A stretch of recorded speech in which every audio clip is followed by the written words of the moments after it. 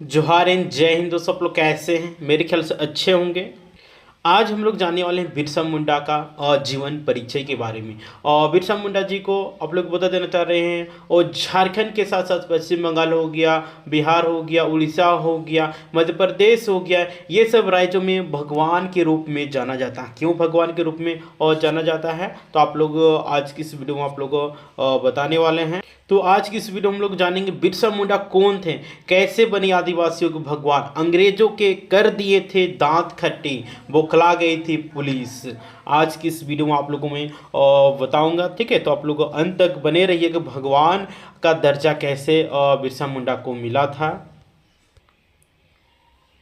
तो मित्रों, आज मैं आप लोगों को बताऊंगा कि बिरसा मुंडा के बारे में आप लोगों को बताने जा रहा हूं, जिन्होंने लोगों के जीवन पर ऐसी छाप छोड़ी कि आदिवासियों ने उन्हें भगवान का दर्जा तक दे दिया था। बिरसा मुंडा ने एक दिन घोषणा भी किया था कि वह पृथ्वी पिता यानी धरती आबा है। तो चलिए दोस्तों, हम लोग जानते हैं उनके बारे में विस्तार में। और ये वीडियो सभी युवाओं को देखना चाहिए और प्रेरणा लेना चाहिए कि कैसे उन्हें 24 साल की उम्र में राज्य के लिए अपने जान को न्यौछावर कर दिया था।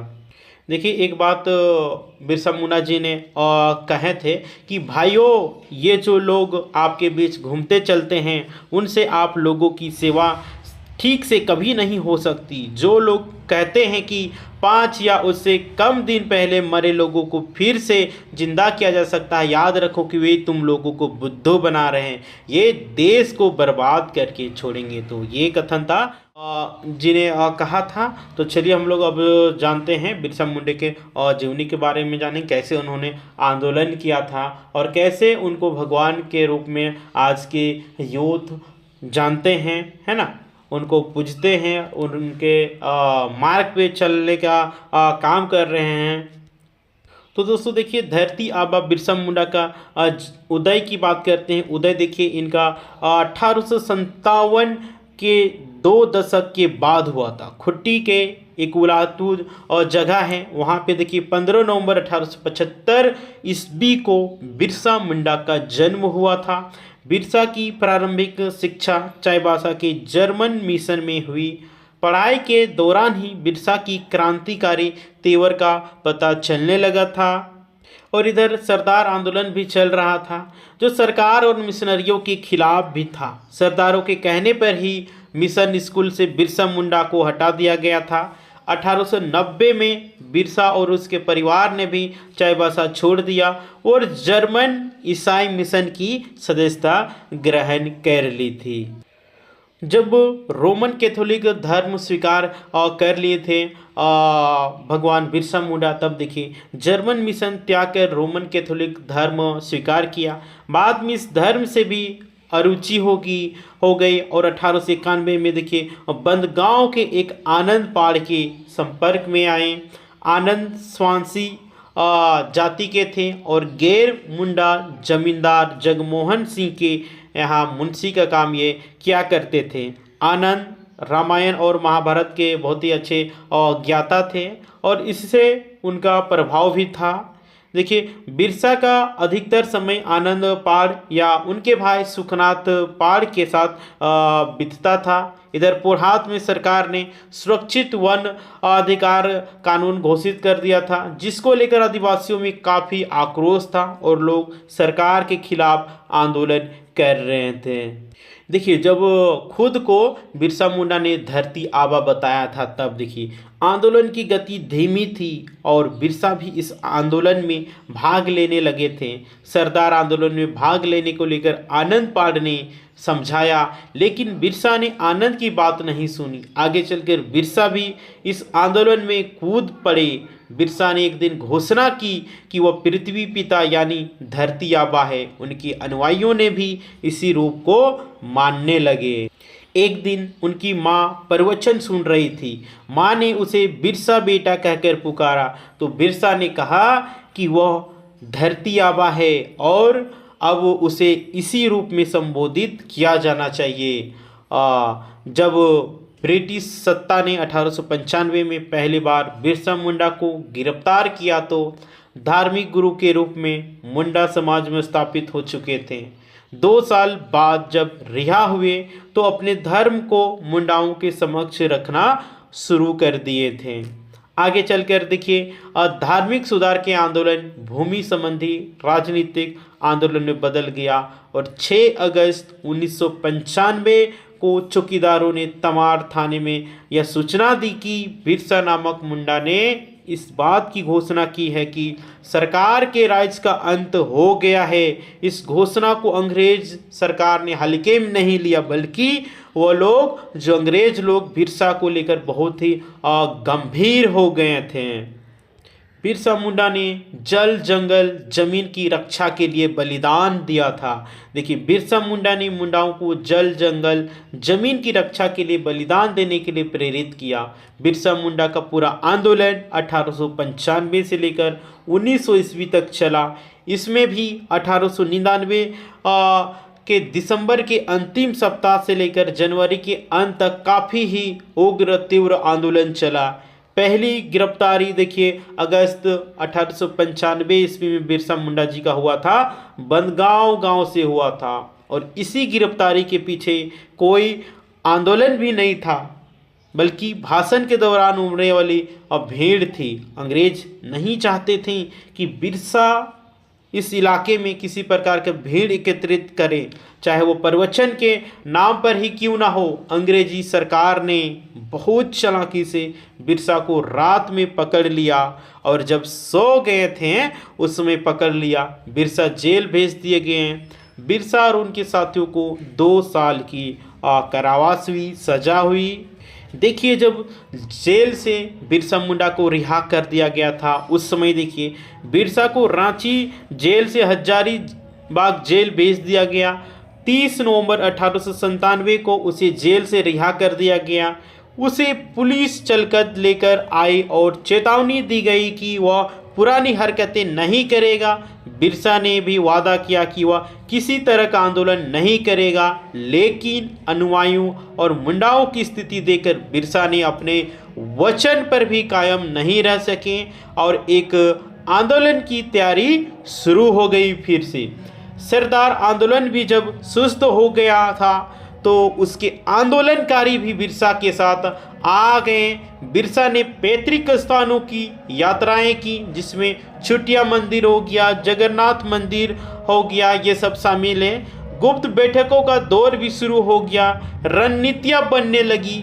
बसिया, कोलेबेरिया, लोहरदगा, बानो, कैरा, खुट्टी, तमाड़, बुंदू, सोनातू और सिंहभूम का पुरहाट इलाका अंग्राई लेने लगा था। वो लोग भी आंदोलन के लेकर उतावला होने लगे। बिरसा मुंडा ने ईसाई पादरियों का भी जमकर प्रहार किया, विरोध किया था। बिरसा ईसाई पादरियों पर जमकर प्रहार करते थे। इस भाषण से यह बात जाहिर होती है कि पादरी आदिवासियों के बीच किस तरह का विश्वास फैला रहे थे। बिरसा का प्रभाव उसके समुदाय पर पड़ रहा था और यह परिवर्तन उन्हें एकजुट कर रहा था। यह सब करते हुए 1898 भी बीत गया। भीतर भीतर जंग सुलग रहे थे। पुलिस भी बिरसा और उनके अनुयायियों पर नजर रखे हुए थी। पल पल की खबर के लिए उसने कई गुप्तचर छोड़े हुए थे। चौकीदारों का काम भी यही था। फिर भी बिरसा चकमा दे जाते थे। कब कहाँ किस पहाड़ी पर बैठक होनी है यह बहुत गुप्त रखा जाता था। भगवान बिरसा मुंडा ने अबुआ डिसुम अबुआ राज का नारा दिया था। जमींदारों और पुलिस का अत्याचार इतना बढ़ रहा था कि मुंडाओं का विचार था कि आदर्श भूमि व्यवस्था तभी संभव है जब यूरोपियन अफसर और मिशनरी के लोग पूरी तरह से हट जाए। इसलिए एक नया नारा गढ़ा गया था, अबुआ डिसुम अबुआ राज, जिसका मतलब था कि अपना देश अपना राज। बिरसा मुंडा और उनके अनुयायियों के लिए सबसे बड़े दुश्मन चर्च, मिशनरी और जमींदार ही थे। जमींदारों को भी कंपनी ने ही खड़ा किया था। इसलिए जब अंतिम युद्ध तैयारी शुरू हुई थी तो सबसे पहले निशाना चर्च को ही बनाया गया। इसके लिए क्रिसमस की पूर्व संध्या को हमले के लिए चुना गया था। 20 दिसंबर 1899 ईस्वी को बिरसा मुंडा की गिरफ्तारी तक रांची, खुट्टी, सिंहभूम पूरा इलाका ही विद्रोह से दहक उठा था। इसका केंद्र खुट्टी था। इस विद्रोह का उद्देश्य भी चर्च को धमकाना था कि वह लोगों को बरगला ना छोड़ दे, लेकिन वे अपनी हरकतों से बाज नहीं आ रहे थे। इसलिए पहल 24 दिसंबर 1899 ईस्वी को संध्या के समय था। चक्रधरपुर हो गया, खुट्टी हो गया, कर्रा, तोरपा, तमाड़ और गुमला कब्बसिया थाना क्षेत्रों में चर्च पर हमले किए गए, तीर बरसाए गए। बिरसा मुंडा के गांव उलिहातू में वहां के गिरजाघर पर भी तीर चलाए गए। सर्वदा चर्च के गोदाम में आग लगा दी गई। इसके बाद चर्च से बाहर निकले फादर हॉफमैन वो उनके एक साथी पर तीरों से बारिश की गई। हॉफमैन तो बच गए, लेकिन उनका साथी तीर से घायल हो गया था। 24 दिसंबर की इस घटना से ब्रिटिश सरकार एकदम बैकफुट पे आ गई। इसके लिए धरपकड़ शुरू कर देने लगी और बिरसा मुंडा के लोगों को पकड़ने लगी पुलिस ने। देखिए, पुलिस और विद्रोहियों के बीच देखिए युद्ध है ना, यानी कि पुलिस और बिरसा मुंडा के लोगों के बीच में युद्ध देखिए हुआ था। पुलिस को खबर मिली कि 9 जनवरी को सैल रक्कब पर मुंडाओं की एक बैठक होने वाली है। पुलिस दल बल के साथ यहाँ पहुंची। पहाड़ी करीब 300 फीट ऊंची थी, उसके ऊपर बैठक हो रही थी। यहाँ पुलिस और विद्रोहियों के बीच जमकर युद्ध हुआ, लेकिन बिरसा मुंडा यहाँ नहीं मिले। वे पहले ही यहाँ से निकल गए थे और अयूब हाथू पहुँच गए थे। यहाँ भी जब पुलिस पहुँची अयूब हाथी, तो यहाँ भी अपना हुलिया बदल कर निकल गए थे। बिरसा के हाथ न आने से पुलिस एकदम बौखलाई हुई थी। अब पुलिस ने लालच की तरकीब निकाली और बिरसा का पता देने वालों को इनाम की घोषणा की, और यह उक्ति काम कर रहे थे। वे पोरहाट के जंगलों में अपना स्थान बदलते रहते थे। मान मारू और जरीकेल के 7 आदमी इनाम के लोभ बिरसा को खोज रहे थे। 3 फरवरी को उन्होंने देखा कि कुछ दूर पर सेंतरा के पश्चिमी जंगल के काफ़ी अंदर धुआं उठ रहा है। वे यहाँ चुपके से रेंगते हुए चलते हुए पहुँचे और बिरसा को यहाँ देखा तो खुशी का ठिकाना ही नहीं रहा।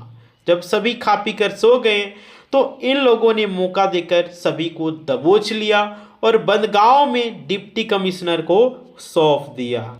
आदिवासियों ने भगवान के दर्जा बिरसा मुंडा जी को दिया। इन लोगों ने देखिए बिरसा मुंडा को पकड़ने के लिए 500 रुपये का इनाम दिया गया था, है ना। बिरसा को वहाँ से रांची जेल भेज दिया गया और यहीं रांची जेल में 9 जून 1900 ईस्वी को हैजा के कारण बिरसा ने अंतिम सांसें ली और आनंद फानन में कोकर पास डिस्टिलरी पुल के निकट उनका अंतिम संस्कार कर दिया गया था।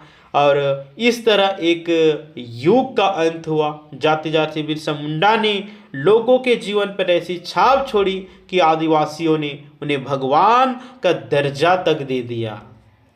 तो बिरसा मुंडा जी से सभी यूथ को, सभी युवाओं को सीखना चाहिए कि देखिए उन्होंने सिर्फ 24 साल की उम्र में कितना बड़ा कीर्तिमान हासिल कर लिया था कि लोग पूरे झारखंड हो गया, बिहार, उत्तर प्रदेश, छत्तीसगढ़, मध्य प्रदेश, उड़ीसा, सभी लोग उनको भगवान बिरसा मुंडा के नाम से जानते हैं। इसीलिए जीवन में कुछ ऐसा कार्य कीजिए कि आपको लोग जन्मों जन्म तक याद रखें। ऐसा काम कदापि नहीं कीजिए कि आपको लोग गाली दें। देखिए न, सिर्फ 24 वर्ष के उम्र में इन्होंने कितना कुछ किया, है ना। तब जाके आज भगवान के रूप में झारखंड के लोग, सभी लोग झारखंड के रूप में जानते हैं। और भगवान वाकई में थे। इतना कम उम्र में इतना आंदोलन करना, इतना अंग्रेजों से लड़ना कोई एक आम लड़का का काम नहीं था। और झारखंड में 15 नवंबर को बिरसा मुंडा के जयंती के शुभ अवसर पे ही झारखंड 15 नवंबर 2000 को अलग हुआ था। और प्रति वर्ष 15 नवंबर को आदिवासी लोग के साथ साथ समस्त झारखंड के लोग बिरसा मुंडा के जयंती मनाते हैं और उनके आदम कद पे प्रतिमा पर लोकार्पण करते हैं। और भगवान बिरसा मुंडा जी को पूजते हैं। तो मैं भगवान बिरसा मुंडा जी को सत सत नमन करता हूँ। आप लोग इस वीडियो को सभी यूथ तक ज़रूर फैलाइएगा ताकि सभी लोग जान सके बिरसा मुंडा ने और क्या किया था और क्यों उनको भगवान के दर्जा दिया गया है। ठीक है, तो आप लोग शेयर कर दीजिएगा।